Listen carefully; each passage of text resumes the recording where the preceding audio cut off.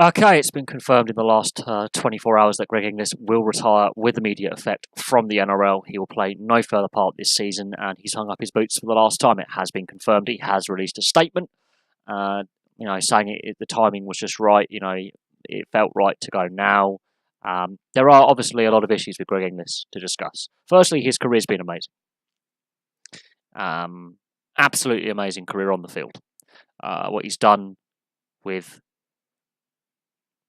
Melbourne Storm, the South Sydney Rabbitohs, Queensland in State of Origin, and Australia at international level. The CV is there. What he's done as a player is he's one of the best of all time.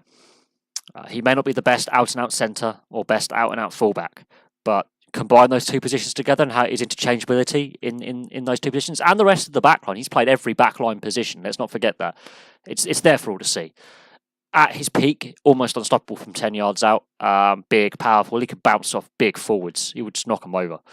Some of his best tries, length of the field stuff. But in recent years, those knee injuries and other injuries into his shoulder, and he's had some muscular injuries, his body has taken that punishment and is broken down. So injuries have had a part to play in this. Also, some of the off-field issues that he's had, mostly to do with alcohol, the drink drive conviction being the latest, that's had a massive impact on him being stripped of the Australian captaincy a day after he's been granted the Australian captaincy. That's going to have a massive impact on him mentally, I would have thought.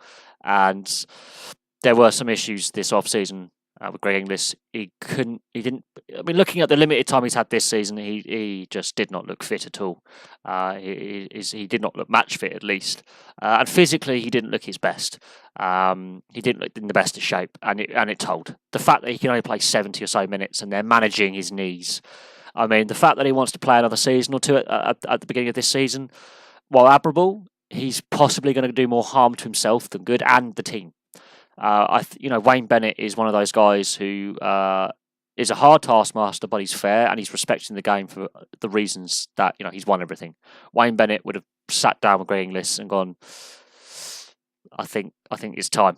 I think Wayne Bennett has had a long, lengthy discussion with Greg Inglis, and they've come to the right decision. And it is a shame that a player of this quality has to retire in the way he has. If he'd retired it in the season after the grand final, would have been a fitting farewell. Or if they won it last year, I think he would have retired as a fitting farewell. And it's not to be.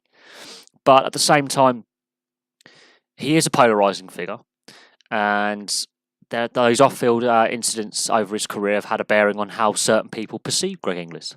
And the drink drive conviction, I think, is unfortunately another black mark on his record, which is a shame because he's such a talented individual, and some of the most talented sportsmen are some of the most flawed individuals in life. I see a lot of Paul Gascoigne, the English football player, in Greg Inglis. Exceptionally talented on the field, very skillful, but off the field, alcohol has had a big part to play in how people perceive them and their downfall and retirement. And I see parallels.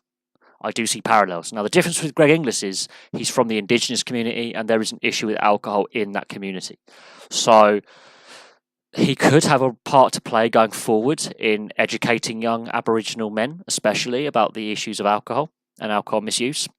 And I think, hopefully, the NRL uses Greg Inglis as an ambassador in this kind of context, and he stays involved with rugby league, because while he is a flawed individual, and things off the field have affected how people perceive him, he could have a great role to play in helping the community he's from grow and educate the young of that community to be aware of the issues of alcohol dependency and drug dependency, which is far higher in the Aboriginal community than it is in other communities in Australia.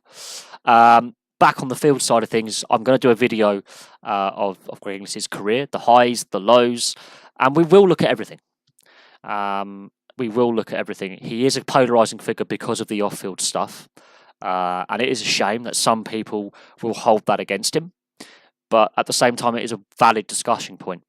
Is the off-field issues, the domestic violence allegations, and the criminal convictions for drink driving and unlicensed speedboat conviction. They are, things that in the current NRL climate, if let's say next season or during this season he was to have the drink drive conviction, we now know what Todd Greenberg's stance is on player misbehaviour. While I disagree with Todd Greenberg's stance, it would have affected Greg Inglis more. This off-season we've just had, there's been a lot of media speculation, not just on Greg Inglis, but the league as a whole. That's had a bearing on his retirement, I think. But the biggest part is his fitness. And in the last few seasons, he hasn't played as much rugby league, I think, as he would have liked. Those knee injuries have had a massive physical and mental impact on him. And it told in the first few games of this season. His body has finally given up the ghost at this level of rugby league. He just cannot physically keep playing. But no, I will do a video on Greg Inglis's career in the week. I've got a busy week away from the channel ahead, actually, so I will try and do my best with a video on Greg Inglis's career. But for now, Greg Inglis has retired with immediate effect from rugby league, and he will still be a polarising figure, I think, even in retirement. But there we go. Thank you very much for watching. Please like and subscribe. Place your comments below, and I'll have some more videos for you soon.